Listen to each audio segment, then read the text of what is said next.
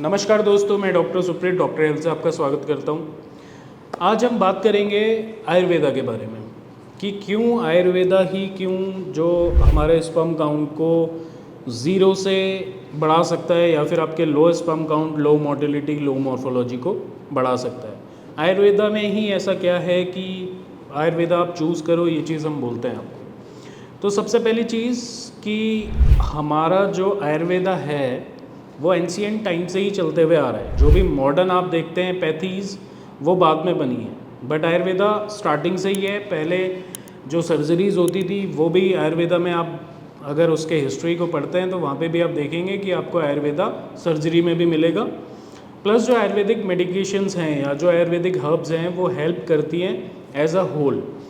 Body में अगर sperm count low है या फिर उसके पीछे के क्या कारण हैं, जो कि मैं अपनी पुरानी वीडियोस में आपको बता चुका हूँ कि अगर कोई भी हार्मोनल इम्बैलेंस हो रहा है या टेस्टिकल को पूरा ब्लड सप्लाई, उसका जो प्रॉपर न्यूट्रिशन है उसे नहीं मिल पा रहा, जिसकी वजह से वो अपने नॉर्मल साइज़ से एट्रॉफी हो रही है, उसका साइज़ अपने नॉर्मल साइज़ से कम हो रहा है। तो ये सारी चीज़ें अगर आप देखते हैं, लो स्पर्म काउंट की दिक्कत है या फिर मैं बात करूँ कि एजियोस्पर्मिया की दिक्कत है, आपका जो स्पर्म काउंट है वो बिल्कुल नील है, तो वहाँ पे आयुर्वेदिक ट्रीटमेंट कैसे उस चीज़ में वर्क करता है उसके बारे में आज हम बात करेंगे। जो आयुर्वेदिक मेडिकेशंस हैं वो हमारा जो रिप्रोडक्टिव ऑर्गन है, जो मेल का रिप्रोडक्टिव ऑर्गन है, जो हमारे टेस्टिकल्स हैं, वहाँ पे अगर लो स्पर्म काउंट की पहले मैं बात करता हूँ, अगर लो स्पर्म काउंट हो रहा है या फिर जो मोटिलिटी है वो प्रोग्रेसिव उतनी नहीं है कि आप कंसीव कर जाएं, तो बेसिकली वहाँ पे दिक्कत क्या आ रही है, एक बेसिक जो कॉज होता है वो ये होता है कि उसको प्रॉपर ब्लड की सप्लाई नहीं मिल पा रही। प्रॉपर ब्लड की सप्लाई कब मिलेगी? जब सर्कुलेशन तेज होगा। सर्कुलेशन को तेज करने में बहुत ज़्यादा हेल्प करते हैं आयुर्वेदिक हर्ब्स, जैसे कि आपका श्वेत मूसली हो गया, शिलाजीत हो गया, अश्वगंधा हो गया, गोक्षुरा हो गया।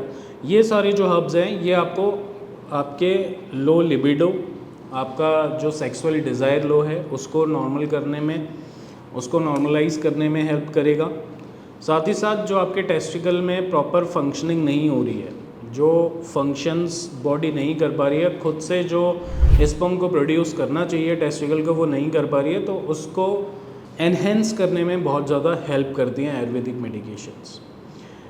अब बात आती है कि सिर्फ आयुर्वेदा ही क्यों, एलोपैथिक ट्रीटमेंट में आपको कहीं पे भी ये चीज़ें नहीं मिलेंगी कि कोई डॉक्टर आपको कोई ऐसे टैबलेट्स दे रहा है, वो आपको मल्टीविटामिन सजेस्ट कर सकते हैं, आपको ओमेगा 3 दे सकते हैं, फैटी एसिड्स दे सकते हैं, बट ऐसे कोई पर्टिकुलर मेडिसिन्स वो नहीं प्रोवाइड कर सकते जिससे कि आपका ओलिगोस्पर्मिया या एजियोस्पर्मिया नॉर्मल हो जाए। योगा बेसिकली अगर मैं बात करूं आयुर्वेदिक ट्रीटमेंट के अंदर ही आता है, जो कि एक दूसरे के साथ जुड़े हुए हैं।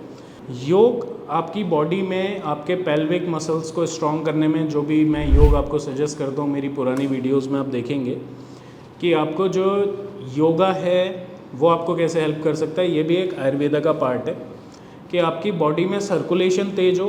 जो भी पोजेज या जो भी एक्सरसाइजेज हम बताते हैं आपको ड्यूरिंग आपके ट्रीटमेंट, जब आप आयुर्वेदिक ट्रीटमेंट ले रहे हैं उसके साथ साथ आपको जो योग करना है वो भी एक आयुर्वेदा का पार्ट है। तो वो आपके बॉडी के सर्कुलेशन, बेसिकली जो आपके टेस्टिकल्स हैं वहाँ पे एक प्रॉपर ब्लड की सप्लाई, अगर वो एट्रोफिक है तो उसको नॉर्मल साइज़ में लेके आने में कई हद तक आयुर्वेदा सक्सेसफुल है। अपने अगले कुछ वीडियोस में मैं आपको रिपोर्ट्स भी शेयर करूंगा कि कुछ ऐसे पेशेंट्स थे जिनको टेस्टिकुलर एट्रोफी की वजह से एजियोस्पर्मिया कॉज हो रहा था और धीरे धीरे कुछ पेशेंट्स में सीवियर ओलिगोस्पर्मिया कॉज हो रहा था।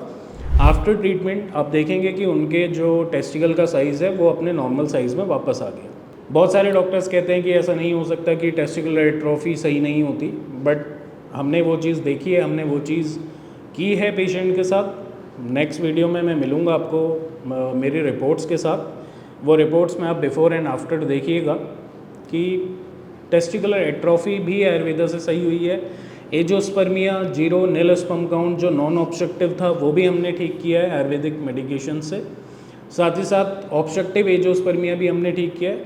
तो बेसिकली ये सारी चीज़ें जो भी कॉजेज़ हो सकते हैं, वो आपका हार्मोनल इम्बैलेंस, आपकी टेस्टिकुलर एट्रोफी या फिर आपका मैच्योरेशन अरेस्ट। मैच्योरेशन अरेस्ट का भी केस मैं आपको दिखाऊंगा कि 8 to 9 मंथ्स में उन्होंने स्पर्म उनके निकल के आए हैं। तो आयुर्वेदिक मेडिकेशन इन तरीक़ों से हेल्प करती है आपके स्पर्म काउंट को इंक्रीज़ करने में। बाकी अगर आप सफ़र कर रहे हैं ऐसी किसी चीज़ से, या फिर आप देख रहे हैं कि आपके स्पर्म काउंट आपके सीमेन एनालिसिस की रिपोर्ट में लो आ रहे हैं, या फिर आप नील स्पर्म काउंट से सफ़र कर रहे हैं और उसके लिए सही गाइडेंस आपके पास नहीं है, तो नीचे नंबर्स आपको दिख रहे होंगे, आप उस पर कॉल करके मेरी टीम से बात कर सकते हैं और एक सही सॉल्यूशन ले सकते हैं। नमस्कार।